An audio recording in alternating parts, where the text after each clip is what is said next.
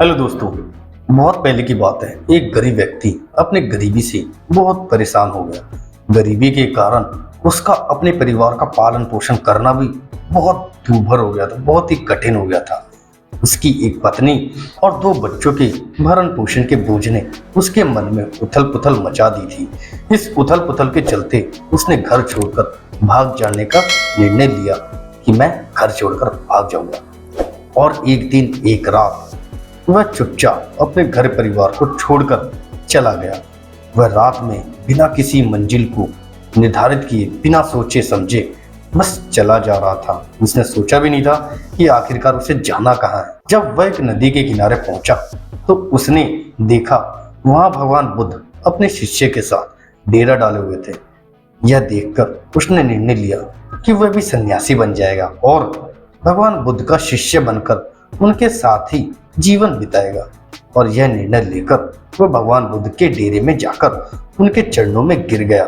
वह व्यक्ति बुद्ध से विनती करने लगा कि उसे अपना शिष्य बना ले, साथ रख ले, वह जीवन भर उनकी सेवा करेगा। भगवान बुद्ध ने उस गरीब इंसान पर कृपा करके उसे अपना शिष्य बना लिया। उसके बाद जब भगवान बुद्ध का काफिला आगे बढ़ा तो वह भी उनके साथ ही चल पड़ा। गर्मी का महीना था। भगवान बुद्ध का काफिला चलता ही जा रहा था। काफी गर्मी थी और उनका पूरा काफिला आगे बढ़ता ही जा रहा था।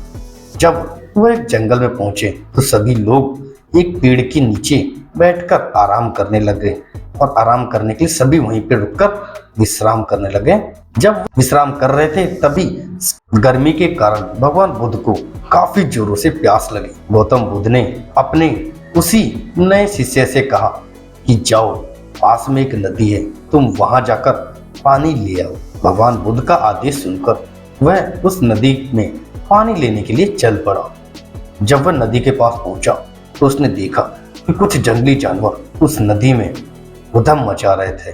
परंतु जब वह नदी के पास पहुंचा तब सभी जानवर उससे डरकर भाग गए। उस शिष्य ने देखा कि नदी के पास जाकर कि नदी में जानवरों के उथल पुथल करने से, उनके नहाने से, धोने से वहां का पानी काफी गंदा हो गया था। उसमें कीचड़ बन गई थी और सड़े गले पत्ते ऊपर उड़ रहे थे, पानी में तैर रहे थे और काफी पानी में बदबू आ रही थी। इतना गंदा पानी देखकर वह बिना पानी लिए ही वापस चला गया और आकर भगवान बुद्ध को बोला, भगवान, उस नदी का पानी तो बहुत ही गंदा था, इसलिए मैं पानी नहीं लाया। उस पानी को आप कैसे पी सकते हो? शिष्य की बात सुनकर भगवान बुद्ध कुछ देर तक तो कुछ नहीं बोले। फिर थोड़ी देर बाद उसी व्यक्ति को भगवान बुद्ध ने कहा, जाओ, जाकर उसी नदी से पानी लेकर आओ। भगवान बुद्ध का आदेश सुनकर वह शिष्य पानी लेने तो चल पड़ा, परंतु मन ही मन सोचता रहा, भगवान बुद्ध इतना गंदा पानी कैसे पिएंगे, उनकी तबीयत खराब हो जाएगी। और जब वह चलता चलता उस नदी के पास पहुंचा तो ये देखकर हैरान हो गया कि नदी का पानी निर्मल और स्वच्छ और साफ सुथरा लग रहा था। वह पानी लेकर भगवान बुद्ध के पास जाता है और उसके मन में प्रश्न उठता है और वो भगवान बुद्ध से पूछता है। वह व्यक्ति बोलता है, थोड़ी देर पहले जब वह नदी के पास गया तो काफी कीचड़, वहां पे सड़े गले पत्ते, पानी तैर रहे थे, लेकिन अब उस नदी का पानी इतना साफ कैसे हो गया?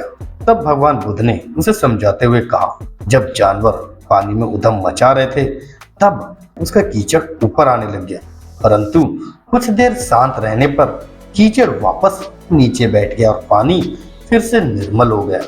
इसी प्रकार हमारे मन की स्थिति भी है कि जीवन में भागदौड़ और कठिनाइयों से हमारे मन में उथल पुथल पैदा हो जाती है और ऐसे समय में हम गलत निर्णय ले लेते हैं। परंतु कोई भी निर्णय लेने से पहले अगर आप अपने मन को शांत रखें और धैर्य पूर्वक बैठकर सोचें तो हमारे मन की उथल पुथल भी पानी की कीचड़ की तरह ही नीचे बैठ जाती है और तब हम निर्णय लेते हैं, वह निर्णय हमेशा ही सही होता है। इसलिए पूरे समय में इंसान को कभी भी धीरज नहीं खोना चाहिए। भगवान बुद्ध का यह उपदेश उस व्यक्ति को समझ में आ गया। वह वहां शांति से बैठकर सोचता है और उसे यह आभास हो जाता है कि उसने घर छोड़कर गलत फैसला लिया था। उसके बीवी बच्चे उनका क्या होगा। वह भगवान बुद्ध से आज्ञा लेकर अपने घर की तरफ वापस लौट जाता है। जी हाँ दोस्तों, हमें भी अपने जीवन में परेशानी आए और कोई कष्ट आए तो उस समय कोई भी गलत फैसला ना ले।